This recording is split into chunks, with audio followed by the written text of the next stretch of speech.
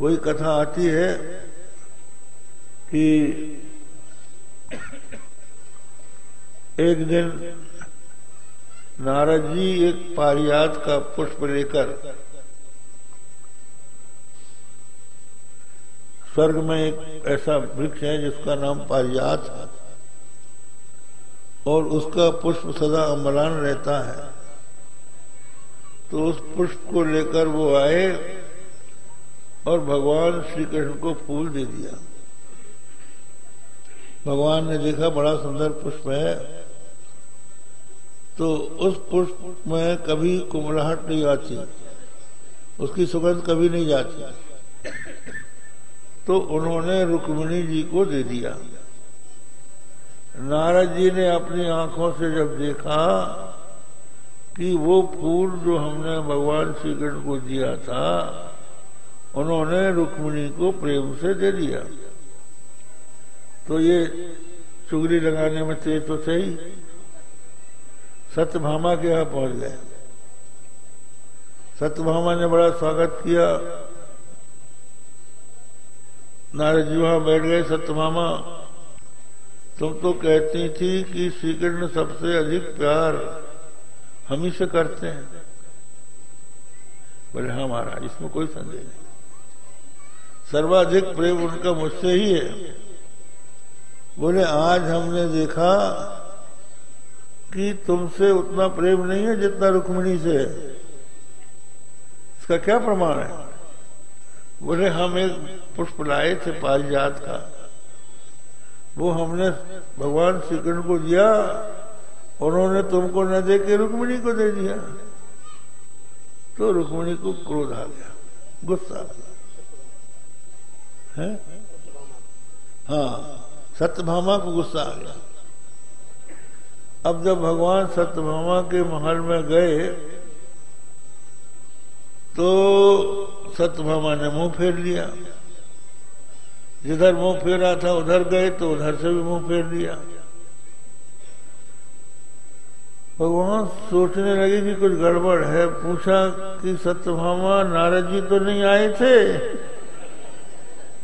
बोले हाँ आए थे। क्या बात है, कुछ कहा था? कहा था और सच कहा था।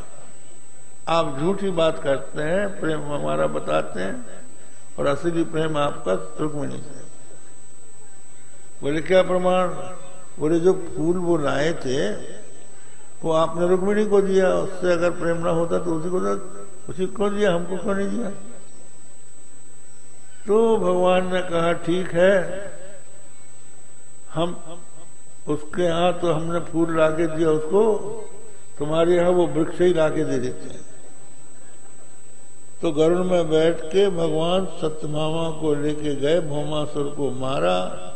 भौमासुर के यहाँ जो आदित्य के कुंडल से और इंद्र का छत्र था, जो उसने युद्ध से जीत लिया था, उसको लौटाया और पारिजात वृक्ष को उखाड़ के सत्यभामा के आंगन में लगा दिया। अब जब लग गया तो नारद जी आए। सत्यभामा ने कहा महाराज देखा, रुक्मिणी को तो फूल दिया था, मेरे आंगन में तो पेड़ लगा दिया।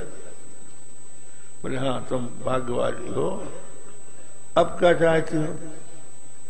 बोले अब मैं ये चाहती हूं कि अगले जन्म में भी यही मेरे पति बने। बोले देखो, अगर कोई वस्तु आप चाहती हो तो वो भगवान को अर्पित कर दिया जाए तो वो मिल जाती है।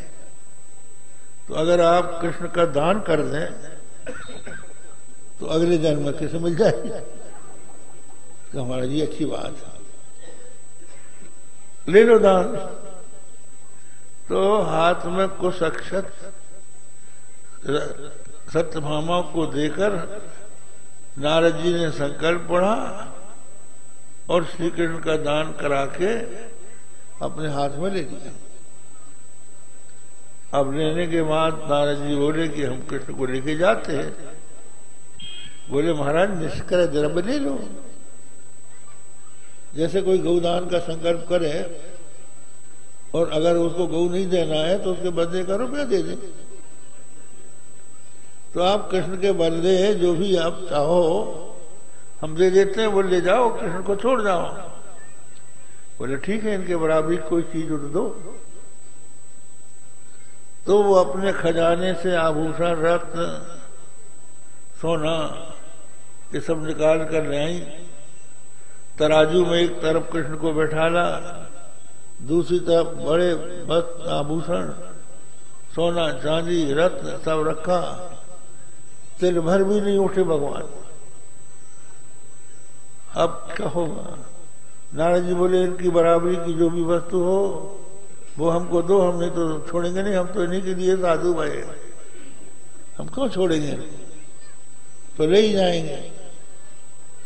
तो बहुत घबराई। इतने में रुक्मिणी जी आई। रुक्मिणी ने पूछा कि सत्यभामा क्यों परेशान हो रही है? बोले तेरे साथ ईर्ष्या करने के कारण परेशान हो रहे हैं।